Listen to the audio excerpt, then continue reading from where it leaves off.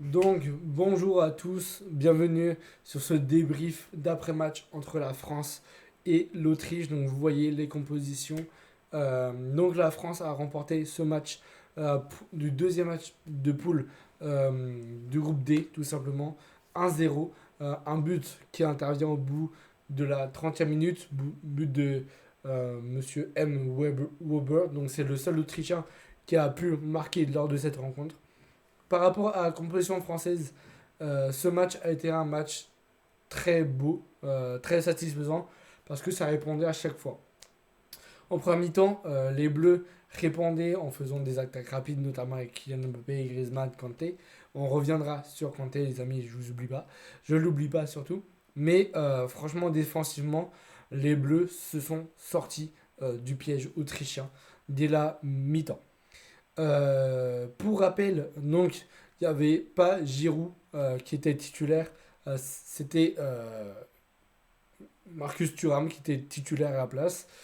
Thuram, on l'a pas trop vu.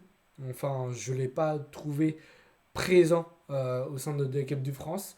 Maignan a fait des arrêts quand il fallait le faire. Condé, il a très bien défendu. Saliba, masterclass. Théo Hernandez, Kanté, Griezmann et Mbappé, c'est les seuls joueurs qui se sont pris des tacles. C'est les seuls joueurs qui se sont fait bousculer pendant tout le match.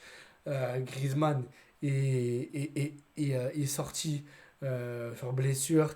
Mbappé est sorti sur blessure.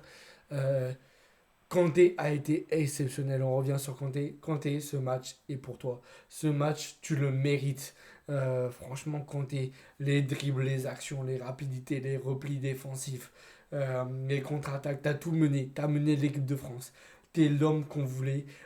T'es trop sympa. Justement, avec ton sourire, avec ta joie de vivre, avec ta capacité de faire bien les choses sur le terrain. Conte pour moi a été exceptionnel. C'est l'homme du match. Voilà, très clairement. Mbappé n'a pas réussi à faire ses dribbles, n'a pas réussi à bien cadrer. Il avait une occasion ratée pour mettre le 2-0, là, tiré à côté alors que le but était grand ouvert. Euh, Dembélé, j'ai pas trouvé top. Voilà, il réussissait pas ses dribbles correctement. Il a apporté du danger, oui, mais ses dribbles n'étaient pas adéquates euh, pour passer cette défense, cette charnière Domso, Poche, Wober et Womney. Mais franchement, c'était un très bon match offensif, milieu de terrain que défensif. Marc Maignan, il s'est pris une tarte. Il s'est pris une tarte, mais il a su en profiter. Sur ce match, des décisions arbitrales qui étaient mitigées. Euh, Trop de fautes laissées à part.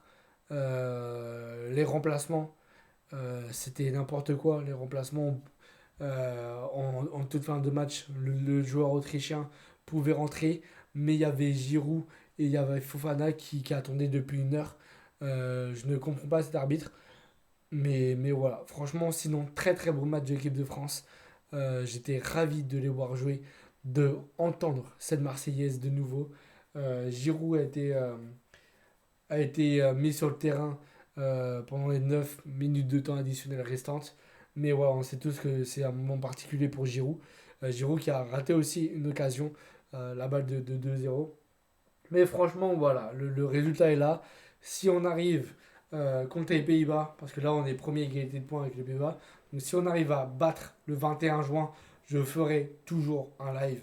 Donc n'hésitez pas à être présent sur mon live du 21 juin à 20h les amis. Si on arrive à battre les Pays-Bas, on est directement qualifié en huitième de finale. Mais sinon, il faudra attendre le match contre la Pologne qui est le 25 juin. Mais de ce que j'ai vu, je suis satisfait, on va dire, de l'équipe de France. Voilà, sans plus. Parce que en deuxième période, c'était balle ouverte, c'était fenêtre ouverte, plus de défense et tout. Mais franchement, je donnerais 8 sur 10 à l'équipe de France pour ce match face à l'Autriche parce qu'il manquait des occasions. Certes, on a beaucoup tiré, on a beaucoup cadré, on a beaucoup pas cadré non plus. On a raté beaucoup d'occasions. Euh, la défense était top. La défense était top. Le milieu de terrain aussi. Rabiot exceptionnel. Rabiot exceptionnel, vraiment. Théo Hernandez exceptionnel aussi, Griezmann aussi. Mais voilà, il manquait de l'agressivité. Il manquait de. Comment on dit ça?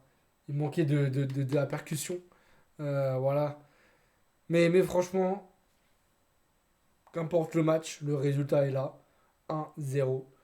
Aucun joueur français n'a marqué, à part Wober, du joueur autrichien. Merci à lui d'ailleurs, merci beaucoup à lui. Dédicace à lui. Mais franchement, l'homme du soir, c'est Kanté. Kanté, si je reviens sur cette performance, il a tout réussi. Il n'a pas peur, Kanté. C'est l'homme à 40 000 poumons. Il peut jouer attaquant, il peut revenir en défense en une seconde, même pas. Il est positionné attaquant. En une seconde, il revient en défense. S'il y a une contre-attaque de notre équipe.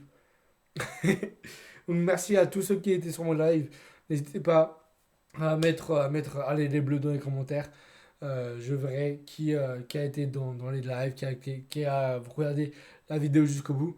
Allez les bleus, on soutient jusqu'au bout et portez fièrement le drapeau français. Les amis, c'est important, surtout en ce moment. C'est important de porter le drapeau français. Il ne faut pas avoir honte de porter le drapeau d'un pays où on appartient. L'ambiance, je veux parler de l'ambiance. Le public français est exceptionnel. Il a encouragé Kanté quand il le fallait. Il a encouragé Giroud quand il le fallait. Il a été exceptionnel le public français. On se reverra le 21 juin. Mais franchement, Marseillaise, incroyable de fou. Le public français, incroyable de fou. Voilà, merci beaucoup d'avoir vécu ce moment, ce live avec moi. Dites-moi si je dois améliorer des choses. Voilà. Parce que comme j'avais fait des lives en Coupe du Monde 2018-2022, d'ailleurs, dites-moi si vous étiez là dans ce moment-là. C'était une dinguerie. Mais je commenterai tous les matchs de l'équipe de France. Est-ce que c'est bon pour vous? Allez, les Bleus, toujours là et toujours en forme. Allez, les Bleus. Allez, les Bleus. Allez, les Bleus.